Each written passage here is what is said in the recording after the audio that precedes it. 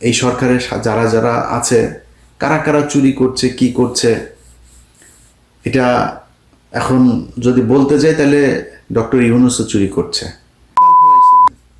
আপনি গত এগুলোর ব্যবস্থা আপনার চোখের সামনে চুরি করে আপনি কিছুই বোঝেন না। সব বুড়া মুড়া এগুলি খাটাসগুলি ধরছেন, জীবনে কোনোদিন নামও জানি না। এই দেশের এই 15 বছর তার অবদান কি আপনি সরানো না তাদেরকে। আপনি এই জন্য এসছেন এখানে, আপনাকে আপনি যা ডিজার্ভ করেন তার চাইতে শত সহস্র কোটি কোটি গুণ আপনাকে বেশি সম্মান দেওয়া হয়েছে। আপনি এখন ক্ষমতায় আছেন দেখে আপনার চ্যাটের বাল হয়ে গেছেন, আপনার কিছু আপনার তো মিয়া কামলার মতো কামে লাগাইছি আমরা। আপনার এইখানে থাকলে আপনার মতো এরকম একটা সুদখোর যদি থাকে তাহলে ইন্টারন্যাশনালি তারা আমাদের কিছু বলবেন, এই জন্য কামে লাগিয়েছে আপনার। আপনি এই দেশের জন্য জীবনে কোনদিন কিছু করছেন নাকি? আপনি ওইখানকার ঘুরেন খালি সারা দুনিয়ায়, গার্লফ্রেন্ড আর মদ নিয়ে ঘুরেন, দেশের কোনো কাজ করছে আপনি জীবনে কোনোদিন আজ পর্যন্ত কাজ করেছেন? কোনো কিছু করেন নাই। এখন সুযোগ পেয়েছেন, লুটপাট করে খাচ্ছেন। আপনার ওই যে ভাতিজা ভুতিজা যা আছে সব চিনি তোরে ভাই। হ্যাঁ, আপনার এক অপূর্ব চোদনে থাকতে পারে না মানুষ, এর কাছ থেকে নেয় ওর কাছ থেকে নেয়, এমন বিশাল বড় এক নেতা হয়ে গিয়েছে।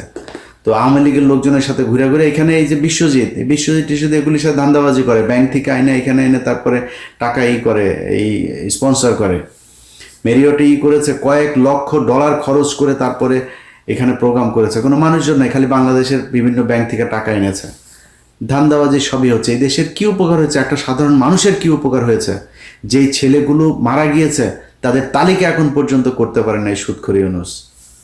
আপনারা এই বিপ্লবে আপনি যে ক্ষতিটা করলেন এটার সুযোগ আপনার হাতে ছিল। বাংলাদেশের মানুষ আপনাকে একদম ব্ল্যাঙ্ক চেক দিয়ে দিয়েছিল, ব্ল্যাঙ্ক সাপোর্ট দিয়েছিল, যা মনে চায় করেন ডক্টর ইউনূস। আপনি চুরি, আপনার কিছু লোকজনের চুরির সুযোগ দেওয়া ছাড়া আপনি কোনো কিছু করেন নাই। এই জন্য এতগুলো মানুষ মারা যায় নাই। আমরা, আমার পরিবার বাড়িতে থাকতে পারি নাই। ওই ওই জেলার পুলিশ সুপার, ওই জেলার পুলিশ সুপার, অমুক বাহিনী হাজিরা দিতে দিতে শেষ, কেউ চাকরিও করতে পারে নাই। খোঁজ নিয়েছেন আমার পরিবারের লোকজনের সরকারি চাকরি গিয়েছে, সে চাকরি ফেরত পেয়েছে কিনা খোঁজ নিয়েছেন? এখন পর্যন্ত জেনেছেন? মামলা পর্যন্ত সরান নাই। আপনাদেরকে ছেড়ে দিব মনে করছেন, এইসব জেদ মনের ভিতরে চুপচাপ বসে আছে, অনেক সহনশীলতা দেখাচ্ছে। কারণ অনেকগুলো সমস্যা, হাসিনা না থাকাতে অনেকগুলো সমস্যা মাথা থেকে সরে গিয়েছে, যে কারণে হজম করছে খুব ঠান্ডাভাবে।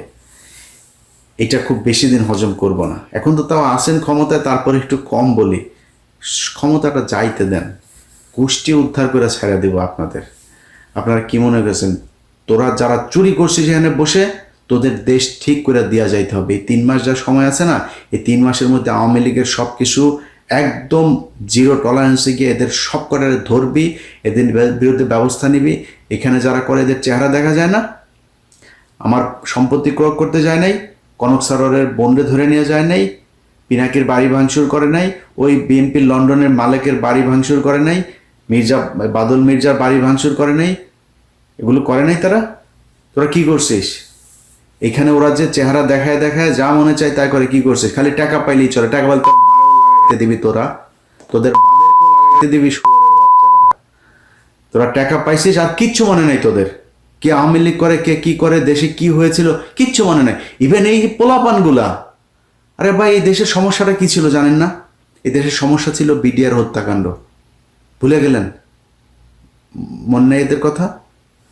আমি খুব ক্ষুদ্র মানুষ, বিডিআরের পরিবারে পরিবারে যা জিজ্ঞেস করবে, যারা জেলখানায় আছে ওদের জিজ্ঞেস কর, আইনজীবীদের জিজ্ঞেস কর, যারা মুক্তি এই গেল 3 দিন আগে যারা 15 দিন মুক্তি পেয়েছে, জিজ্ঞেস কর তোদের কোন বাপের অবদান ছিল এখানে। টাকা দিছিস আমারে?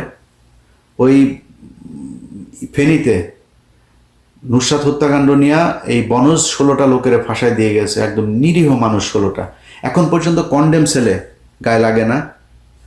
1 বছর 1.5 বছর হইতে গেলেও গায়ে লাগে না, লোকগুলির কথা মনে হয় না।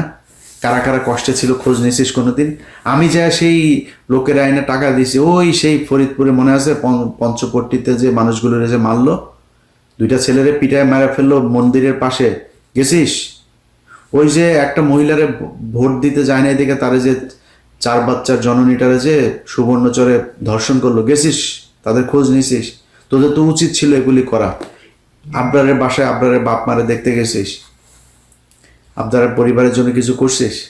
আমি গরিব মানুষ, আমি তারপরে আমার সামর্থ্যের মধ্যে যতটুকু সম্ভব ততটুকু করেছি। যেই কটার নাম বললাম সবগুলো পরিবারের কাছে গিয়ে জিজ্ঞেস কর গিয়ে। তোরা সেটা ভুলে গিয়েছিস, মনেই রাখিস নাই। তোদের হাতে সুযোগ, এখনো সুযোগ আছে। এই হাসনাত সার্জিস এরাও যদি চায় না, এখন পর্যন্ত বিডিআর এর এটা নিয়ে কোনো কথা বলেছেন?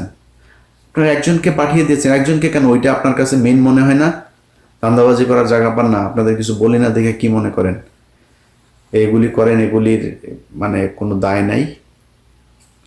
সময় যতদিন আসে না, এরপরে দেখাবো মজা। বাংলা এডিশন বন্ধ করে দেয়। এক বাংলা এডিশন নিতে গিয়া কত কাহিনী টাহিনী কইরা তারপরে আমার কাছ থেকে টাকা চায়, 1 কোটি টাকা চায়। এই মাহফুজের পিয়ন টাকা চায়, ওরে অডিও টডিও আছে, এরপরে অডিও পাঠাইছি, এরপরে অনুমোদন দেয়।